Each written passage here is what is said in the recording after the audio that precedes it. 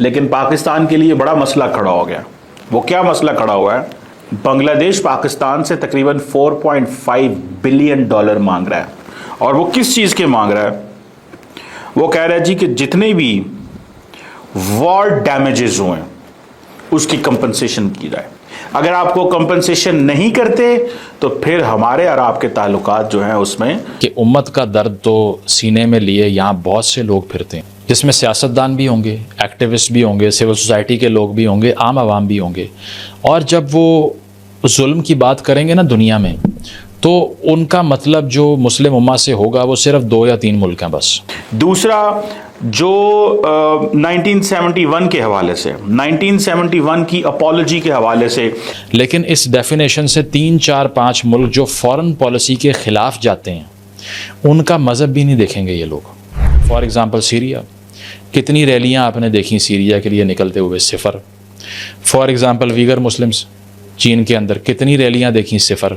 It means कि अगर ये 4.5 अरब डॉलर के एसेट्स हैं तो अब आप इससे अंदाज़ा लगा सकते हैं कि पाकिस्तान की इकॉनमी मज़ीद मुश्किल में जा सकती है। एक और कौम है जिसको पाकिस्तान मुसलमान होने की कैटेगरी में गिनता नहीं है, और वो अफ़गानिस्तान है। आज अगर मोहम्मद यूनुस के होते हुए हालात ख़राब होते हैं क्योंकि पाकिस्तान पैसे नहीं देता, तो बांग्लादेश कहेगा जी ठीक है, मतलब अब आप हमारा जो राइटफुल शेयर है वो भी नहीं देते, आप हमारे जो जिसे वो कहते हैं कि वॉर डैमेजेस हैं वो भी नहीं देते, तो फिर हमारे आपके साथ ताल्लुकात किस तरह के हैं? दोस्तों, आपने सुना होगा ना कि शेर को 1.25 शेर मिल जाता है। ये हुआ है पाकिस्तान के साथ। आप देखिए, ये भूखे नंगे जो पूरी दुनिया के अंदर कटोरा ले लेके घूमते हैं कि भैया हमें बचा लो, हम दिवाली होने वाले हैं, और उनसे मोहम्मद यूनुस ने 4.5 अरब डॉलर मांग लिए कि भैया हमारे का तो पहले पैसे दे और माफ़ी मांग, उसके बाद हम तेरे से गले मिलेंगे। आप बताइए, ये हाल कर दिया इनका। माफ़ी मंगवा ली। अगर सोचिए दोस्तों, कितनी बड़ी बात होगी। ये वाकई बहुत बड़ी बात होगी, क्योंकि पाकिस्तान जो है, आज तक इन्होंने ये सोचा हुआ था कि हमने जो किया वो ठीक किया बंगालियों के साथ। अब ये उनसे गले मिलना चाहते हो, कहते हैं भैया पहले हमारे पैर पकड़ के माफ़ी मांगो। आ गई नाक नीचे कर दिया इनकी। अब ये देख के बड़ा अच्छा लग रहा है। दूसरी बात ये दोस्तों, 4.5 अरब डॉलर इनके पास है कहाँ? ये तो पूरी दुनिया से मांगते फिर रहे हैं। आप सोचिए, फिर ये कहते हैं कि ये मुसलमान भाई हैं, और उधर अफगानिस्तानियों को धक्के मार के लगाते हैं। बताइए, इनका दोहरा चेहरा पूरी दुनिया से नजर आ रहा है कि नहीं? कमेंट्स कीजिएगा, वीडियो को लाइक और चैनल सब्सक्राइब जरूर कीजिएगा। Thank you. पाकिस्तान की फॉरेन सेक्रेटरी आमना बलोच साहबा बांग्लादेश पहुंच गई हैं। ये बड़ा अनप्रेसिडेंटेड विजिट है। 15 साल के बाद ऐसा विजिट हो रहा है, ऐसी मुलाकात हो रही है आफ्टर 15 ईयर्स। आप अब इमेजिन करें कि अगर एक मुल्क की उम्र 50 साल है और 15 साल वो आपके साथ किसी किस्म का फॉरेन सेक्रेटरी लेवल की उन्होंने कोई टॉक नहीं, कोई बात ही नहीं आपके साथ की, तो अब आप अंदाज़ा लगाएं कि उस मुल्क के क्या ताल्लुकात होंगे हमारे साथ। लेकिन वो गई तो हैं, लेकिन पाकिस्तान के लिए बड़ा मसला खड़ा हो गया। वो क्या मसला खड़ा हुआ है? बांग्लादेश पाकिस्तान से तकरीबन 4.5 बिलियन डॉलर मांग रहा है। और वो किस चीज़ के मांग रहा है? वो कह रहा है जी कि जितने भी वॉर डैमेजेस हुए उसकी कंपनसेशन की जाए। अराउंड 4.56 बिलियन डॉलर की वॉर डैमेजेस हुई हैं, उसकी वो कहते हैं जनाब आप कंपनसेशन करें हमें। अगर आपको कंपनसेशन नहीं करते तो फिर हमारे और आपके ताल्लुकात जो हैं उसमें वो नॉर्मलाइजेशन बहुत स्लो आएगी। सवाल ये है कि पाकिस्तान के पास तो पैसे ही कोई नहीं है। जब से ये ताल्लुकात बेहतर हुए हैं, अभी पाकिस्तान के वज़ीर आज़म शहबाज शरीफ की मोहम्मद यूनुस साहब से आई थिंक D8 में मुलाकात हुई थी, और D8 में मुलाकात का मतलब ये है कि पाकिस्तान जो है उसने उनको रिक्वेस्ट की कि वो आए पाकिस्तान और मोहम्मद यूनुस साहब और विज़िट करें और ताल्लुकात को नॉर्मलाइज करें, लेकिन वो नहीं आए अभी तक। वो हर दुनिया और खित्ते के मुल्क में जा रहे हैं, लेकिन वो मोदी साहब से मिल बैठे हैं, वो शी जिनपिंग से मिल बैठे हैं, लेकिन वो पाकिस्तान नहीं आए। और दूसरा, आपको ये भी पता है कि माजी में जब भी पाकिस्तान और बांग्लादेश के दरमियान मामलात हुए तो कुछ लंबी कंडीशंस बांग्लादेश की तरफ से आए।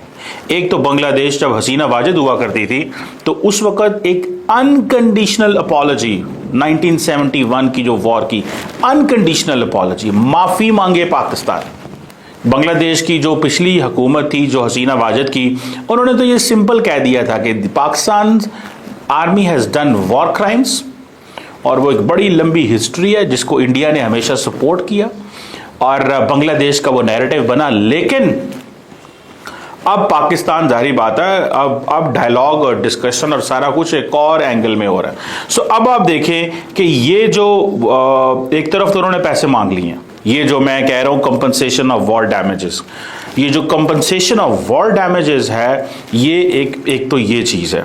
दूसरा, जो 1971 के हवाले से, 1971 की अपॉलॉजी के हवाले से कुछ ऐसी चीज़ें हैं जिसके ऊपर बात हो रही है 1971 में। और दूसरा जो जिसे कहते हैं ना कि वो जो 1971 के जो एसेट्स हैं, rightful share of the Bangladesh assets, rightful share, it means कि अगर ये 4.5-5 अरब डॉलर के एसेट्स हैं तो अब आप इससे अंदाज़ा लगा सकते हैं कि पाकिस्तान की इकॉनमी मज़ीद मुश्किल में जा सकती है। अब देखें, अगर पाकिस्तान से हसीना वाजिद तो नहीं है, हसीना वाजिद होती तो मुश्किलात और होती। आज अगर मोहम्मद यूनुस के होते हुए हालात ख़राब हुए हैं, होते हैं क्योंकि पाकिस्तान पैसे नहीं देता, तो बांग्लादेश कहेगा जी ठीक है, मतलब अब आप हमारा जो राइटफुल शेयर है वो भी नहीं देते, आप हमारे जो जिसे वो कहते हैं कि वॉर डैमेजेस हैं वो भी नहीं देते, तो फिर हमारे आपके साथ ताल्लुकात किस तरह के हैं। सो अब दो चीज़ें हैं, क्या पाकिस्तान से दोबारा माफ़ी का तकाजा किया जाएगा, और दूसरी चीज़, क्या पाकिस्तान ये 4.5 बिलियन या समथिंग मेरा इसके जो अगेंस्ट अमाउंट है, क्या उसके ऊपर बात होगी, ये है सवाल। अब देखना यह है कि इंडियन मीडिया इसको कैसे कवर करता है। दो चीज़ें इंडियन मीडिया ने करनी है कि वो हसीना वाजिद जो माफ़ी मंगवाना चाहती थी, आज मोहम्मद यूनुस ने बांग्लादेश का सौदा कर दिया। बांग्लादेश के अंदर ये डिस्कशन हो रही है कि ये ना हो कि भाई हम एक बैटल ग्राउंड बन जाए बिटवीन इंडिया एंड पाकिस्तान, का कंपटीशन वहाँ पे ना शुरू हो जाए, तो हमें अपने इंटरेस्ट को वहाँ पे भी टेक केयर करना है।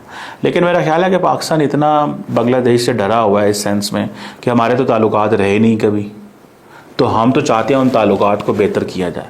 लेट्स सी आमना बलोच साहबा से वो क्या डिमांड करते हैं, 4.5 बिलियन डॉलर मांग लेते हैं या वो आमना बलोच साहबा से माफ़ी मंगवाते हैं। इसीलिए ये रवैये पॉइंट आउट नहीं होते, और जिस रवैये की मैं बात कर रहा हूँ वो ये है कि उम्मत का दर्द तो सीने में लिए यहाँ बहुत से लोग फिरते हैं, जिसमें सियासतदान भी होंगे, एक्टिविस्ट भी होंगे, सिविल सोसाइटी के लोग भी होंगे, आम आवाम भी होंगे।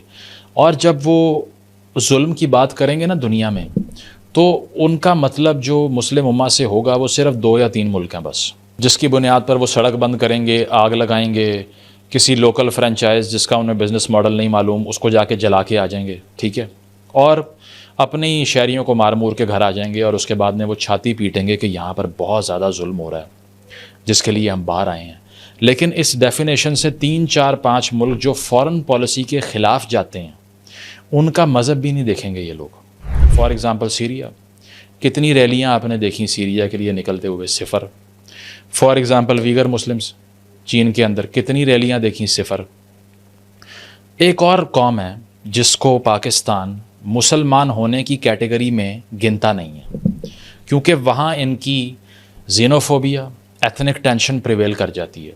वहाँ पर वो मुस्लिम उम्मा की ब्रॉडर डेफिनेशन में वहाँ होने वाले जुल्म पे कभी ज़िंदगी में नहीं बोलेंगे, और वो अफ़गानिस्तान है। उसकी वजह यह है कि अब रीसेंट फॉरेन पॉलिसी सूट नहीं कर रही। उसकी वजह यह है कि हमने एक्सपेक्ट किया था कि 2021 में हमारे प्यारे तालिबान भाई, जिनको हम दहाइयों से सपोर्ट करते आए हैं, वो सिर्फ हमारा साथ देंगे, और इसके साथ साथ वो जो हम कहेंगे वो भी करेंगे, टीटीपी को भी लगाम डाल देंगे, और ट्रेड भी जिस तरह से हम कहेंगे वैसे करेंगे। लेकिन वैसा चूँकि हुआ नहीं, और उसके बाद से हमने क्या किया कि पूरी कौम की सपोर्ट से पूरी कौम ने इस बात पर इत्तेफाक कर लिया है कि जो भी अफ़गान पाकिस्तानी सॉइल पे रहता है वो दहशतगर्द है। दे आर ऑल टेररिस्ट, सब के सब दूसरों को मारने के लिए यहाँ पर आए हुए हैं, और इसके अलावा एक ही अल्लाह सारों को उठा के बाहर फेंक दो।